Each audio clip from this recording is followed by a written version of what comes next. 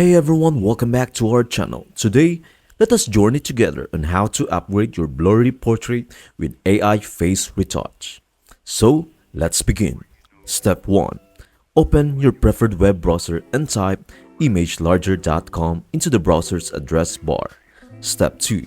If you haven't already logged in into your AI ImgLarger account to access its powerful features, I suggest to do so. Step 3. Scroll down to discover the range of capabilities AI ImgLarger offers. Select AI Face Retouch to proceed. Step 4. Click Upload Images to select the portrait for enhancement. You can also directly drag and drop image files from your computer. Step 5. Initiate the transformation. Click Start and witness the transformation unfold. Use the eye icon to compare the original and enhanced portraits. Finally, download the optimized image.